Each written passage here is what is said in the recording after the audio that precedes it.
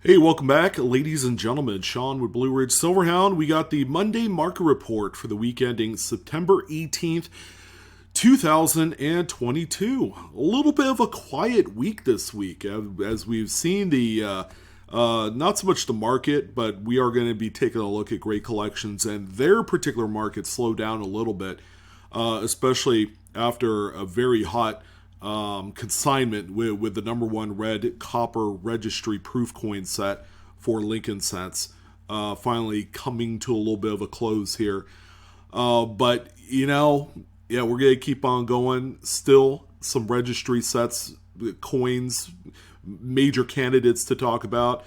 One of my favorites, the Bicentennial quarter, also makes an appearance on this list. Today we're going to talk a little bit about how this particular grade has jumped up about 4 to 5x compared to what it was originally valued at a number of years ago. And this is all reflective on the PCGS price guide values. It's going to kind of blow your mind.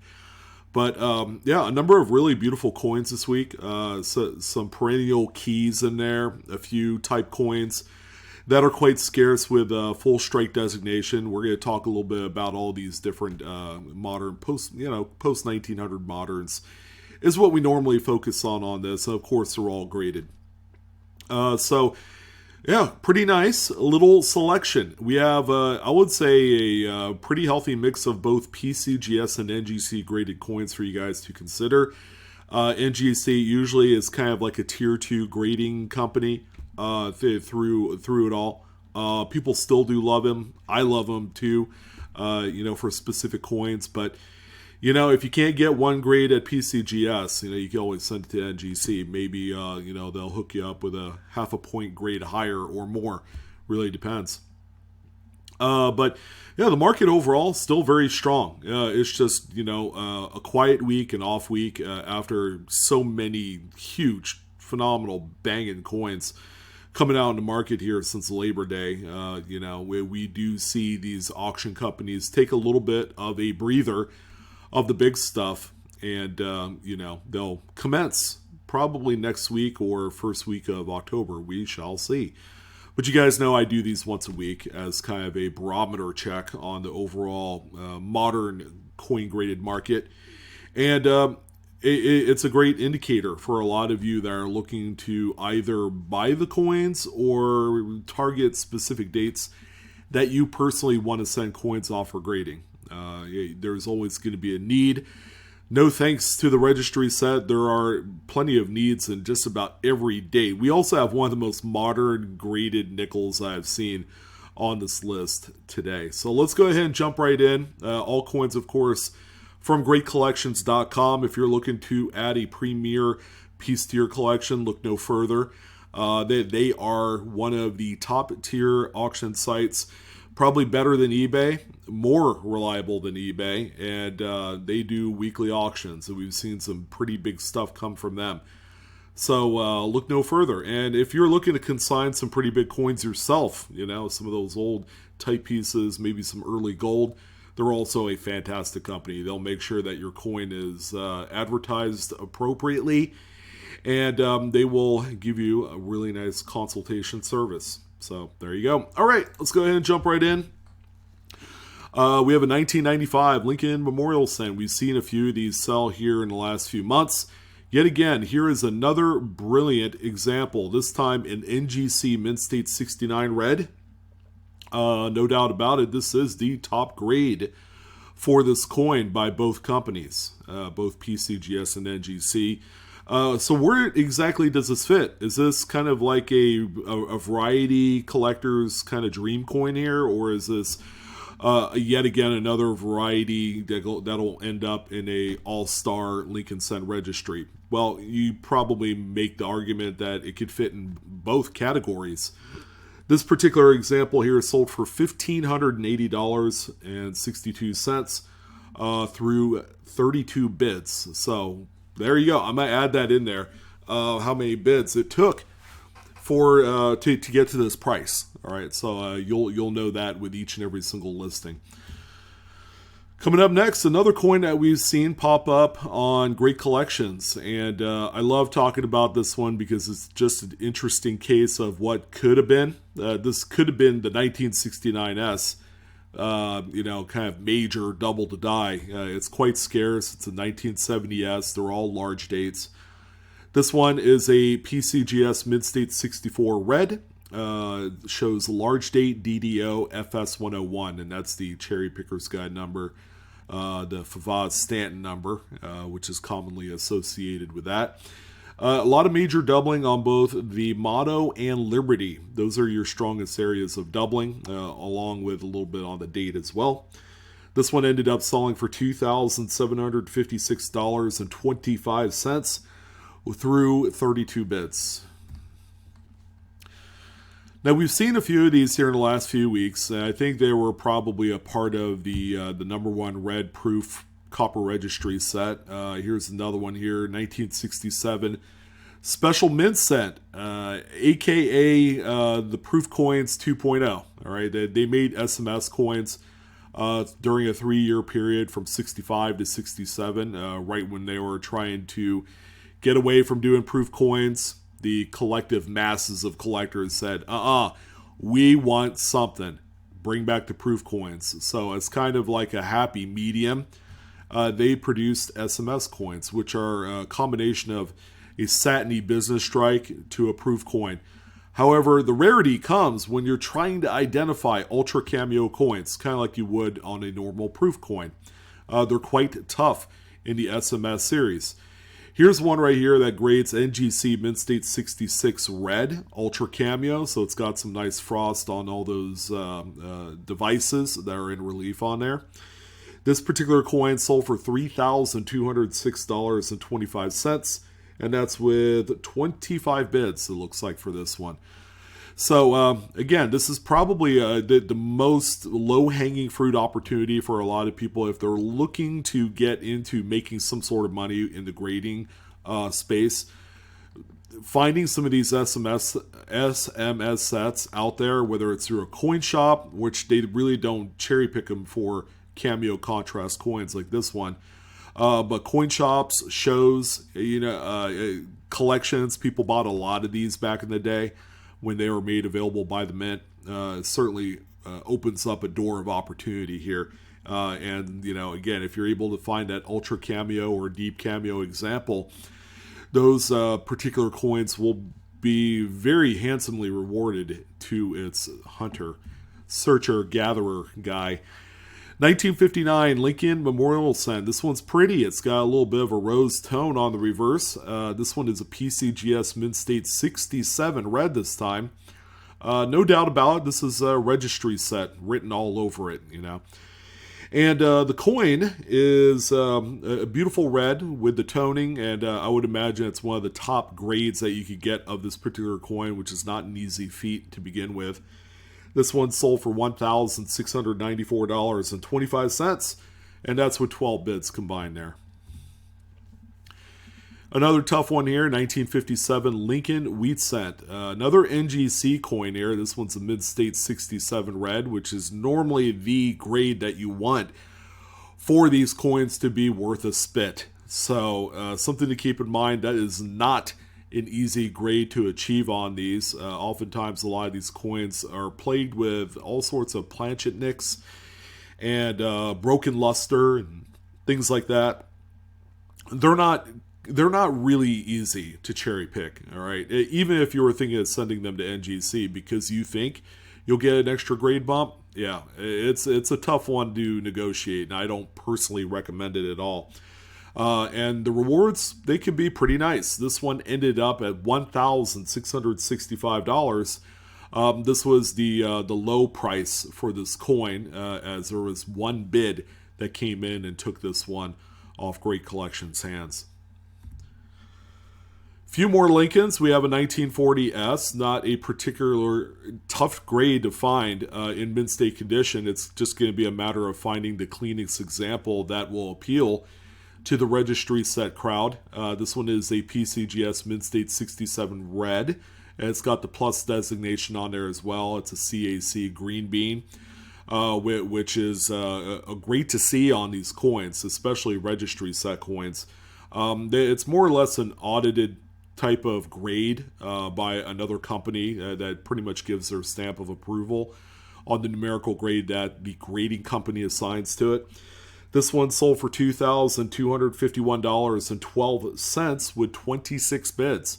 Very strong number for this coin. And again, I'm probably sure that we will see this date again sometime in the future. We've seen a number of 40Ss in this grade that's sold throughout the year, probably a good maybe 3 or 4 of them. So again, it's going to be a matter of looking and identifying some of the cleanest examples for a grading candidate. And the final one is actually a very interesting piece, 1922 No D Lincoln Wheat Cent. It says no D because the 1922 dated Lincolns were only produced at the Denver Mint. There were none made in Philadelphia. So there were a number of them that were minted in error. Call it clogged die issues or whatever you want. This one right here also has the strong reverse. There's 4 different dies for the reverse there. Couple weak looking ones and a couple strong struck good looking ones. I can't even talk today, by the way, in case you haven't figured it out. It really is a Sunday in my mind. But this one is a PCGS XF40. It's also got a CAC green bean as well. This is just a coin that is really needed in either a Lincoln Cent collection, where you need a coin that is very presentable, or it could be a really nice high-end type coin.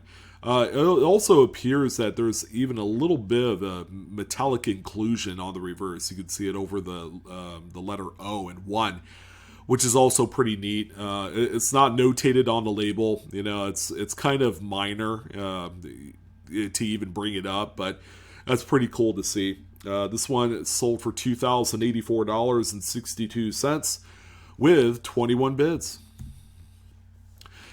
So we're finally on to nickels, and we got started off with a very controversial piece. I mean, this coin is barely 2 years old. It's a 2020 P Jefferson Nickel. How in the heck did this one get on here so fast? Jefferson Nickel registries, they don't sleep. They are in constant need of every single date of coins, and there's a number of people that were fighting to own this one. It's a PCGS Mid-State 67 with full steps. Interestingly enough, the label says first day of issue. So how does a coin like this, a general business strike coin, earn the FDOI tag? Well, it all kind of starts at the mint set when they're finally released. I don't know. Usually the mint sets are released mid-year, all right? So these coins generally will begin to circulate sometime in February, maybe the end of February is when we begin to see new nickels come out. So that's a little bit of a mind-boggling kind of aspect of this. I'm really not sure if this comes from the mint set or if this has truly been cherry picked out of a just bankroll of them. Kind of hard to say. But anyways, this is a Mint State 67 full stepper. It is a top grade example. Check out the steps. For as modern as we are in our production of coinage, you would expect to see steps that look as sharp and stunning as this one does.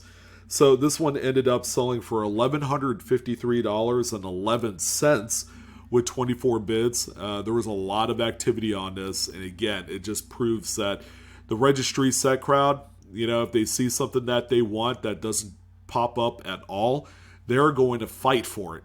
And more than likely, this won't be the last one that we see of this date, but shoot, a coin that's barely 2 years old popping up on the scene like this, yeah, that's a little bit funny. Another good one here. This one, the strikes are polar opposites between this and the previous coin. 1988 D Jefferson Nickel. You can see just the massive flow lines on the obverse. It's actually really pretty.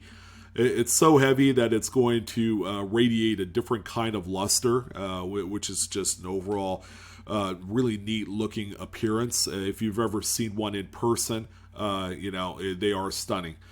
But this is, again, another registry set coin. Mid-State 67 full steps is what PCGS assigned for this one. And nice price tag, $3,768.75 through 35 total bids. So the next couple coins here have no full steps, which is really nice. It's reassuring to know that non-full steps nickels are beginning to make a little bit of headway in the collectibles market. There's probably some registry sets out there that's not particularly geared toward full steps, and I'm okay with that. It kind of make it a little bit more approachable, a little bit more findable and affordable, I suppose, because some of these coins, if you're looking for like BU rolls to search through, they're starting to get pricey. Some are $20, $50, $100 a roll, and there's no guarantees. This is a really cool variety. It's a D over S over mint mark 1955. It's a very well-known one in Cherry Picker's Guide and amongst the variety hunting community. This one is a NGC Mid-State 67, so didn't even come close to qualifying for full steps. This one ended up selling for $1,595.25 through 25 bids. Another big one here, again, no full steps. This is a 1946S NGC graded Mid-State 68. It's got a kind of a nice steel gray type of toning on there. It's actually really pretty. Beautiful coin. I'm sure this is probably a registry set coin. And, if you're going to spend $1,350 like what this one is, it's probably a registry set. So, there's something, again, to keep in mind with these non-full steps coins that sell for this kind of money. There's probably still a different type of registry set. Now this one's cool. This is actually a 1913 Type 1 Buffalo nickel. So it features black diamond, the buffalo on the reverse, on a raised mound. Okay, we've all seen these before. They're in publications far and wide. It's a very approachable just type coin that you want to buy. They're very affordable in mid-state condition. The interesting part of this is that this coin was graded many moons ago. This is an OGH Gen 1 Rattler holdered coin. Very nice. It's a mid-state 66 through PCGS, and it's got a gold CAC bean on there. So a gold CAC sticker. That's only reserved for coins that are grossly undergraded, which is, I'm pretty sure that's what this one is. This one ended up selling for $3,000.38 through 25 bids. The question is, would you crack this out and resubmit it? I don't know. I probably wouldn't. The fact that it's a CAC gold bean kind of solidifies its status among a very fine group of Buffalo nickels. So here's another special mint set coin, this time coming way of a Roosevelt Dime, another 67, probably from the same SMS set as the Lincoln that we saw earlier in the show. This one is an NGC Mid-State 68 with Ultra Cameo contrast. It's got some nice, again, frosted devices on there. The portrait, the torches, and the sprigs all feature pretty nice frosting, which is quite rare for this series. This one sold for $1,186.88 with 8 bids. All right, we could all understand why this one's here. It's all about the toning. Man, the toning brings all sorts of premiums to coins. So before you decide to throw this in a jar of Tarnex, for crying out loud, or E-Zest, don't do it. I mean, if you don't care about the toning, get it graded, sell it, take that extra profit that you would have frittered away, and then buy something you really want, This is a PCGS Mid-State 68 full bands coin. Not a particularly rare date in like high grades, but boy, when you add in some original toning color to it, it turns it into a piece of art. And people do pay a lot of money for this artwork. This one sold for $2,306.25 with 25 bids. And the final 10-cent piece is actually a scarce one in full split bands. This is kind of like one of my top 10 dates that you want to try and find with full split bands. They don't come very easily. And finding one that's mint state and raw to begin with, geez, that's something pretty tough to do. Oftentimes these have been cherry picked a long time ago. There can't be too many of them around, but if you do come across one at that little mom and pop coin show or coin shop rather, and it's just really nice with strong hammered strike on the reverse, grab it while you can. This is a NGC Mid-State 65 FB, so it's got the full bands on there. And this is a coin that sold for $7,875 through 32 bids. So we got a trio of quarters to end off the show. I told you it's going to be a little bit quieter this week.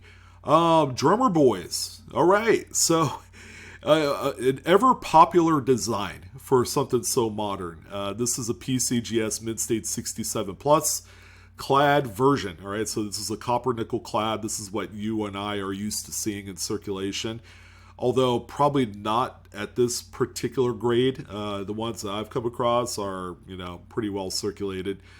But this is always going to be a very popular coin. Now, PCGS has a price guide value of this coin in 67 plus at $375. But based off of the last few sales that we've seen of this coin, that is certainly not the case. This one ended up selling for $1,518.75, and that's with 23 bids. Further, again, stamping its importance to not only registry sets, but the overall collecting community. This is what we call the earliest form of a commemorative before the Statehood Quarter Series even began. And that's what makes this one very important. Well, like the Mercury Dime or the Roosevelt that we saw a few slides ago, we know why this one's here. It's all about the toning, and this is a beauty. 1964 Washington quarter with all sorts of, just fully engulfed in this coloring. Very nice, very attractive, not offensive at all. Mid-State 67 Plus through PCGS, and it's a CAC green beaned as well. Very, very stunning looking example. This one sold for $4,374, and that's with 33 bids. Again, 64 is a very, very scarce date in this kind of grade level with or without the toning. So keep that in mind. If you do come across these, like in old albums and stuff, and it's got some pretty toning, it might actually be worth sending in. And as long as you get at least a 67 and up with this kind of toning, you're going to do really well. And even maybe a grade point lower than that in a 66. If the toning supports the coin's worth of sending out to a grading company, by all means do it. They're going to look very pretty, and it stops the progression of the colors because, toning gets dark and very terminal after a while. So make sure it doesn't get to that point. And oh boy, another 1901S Barber quarter. The king of kings of quarters for the 20th century. And we have another one here. Okay, it's not a VG this time. We actually have a fine 12. So we're starting to go up in grade value. You'll notice compared to the previous coin we talked about last week, this one has a lot more extra design that is still apparent. You see partial liberty. You see E pluribus unum on that ribbon and the eagle's beak on the reverse. These are all a few things that kind of lend to the grade value of this particular coin. It kind of sets it apart from anything lower than this. So yeah, one grade point higher, and this thing jumped up by a huge margin. $11,418.75 was the final hammer price on this coin with many, many bids. Truly stunning example, even in a low grade. These coins have always been scooped up, and they have jumped up in value in just the last like 20 years. This was a coin probably turn of the century that you could have bought for a few $1,000s. Same grade and all. But, the game has certainly changed with grading being as prominent as it is, and, the market being as bullish as ever, and a lot more people with making more money. They're paying more for things like this. But that's going to go ahead and wrap it up for this one. If you're catching this on a Sunday night, hopefully you guys enjoyed it, between all your football games and whatnot. But if you're also catching this on a Monday morning and you're heading to work, don't work so hard. Have a great week. We are coming up to the cusp of the holiday season, and I want you guys to have fun with this hobby in any capacity. And that'll do it. You guys take care. I'm Sean with Blue Ridge Silverhound, and I will see you guys next time on the next coin video.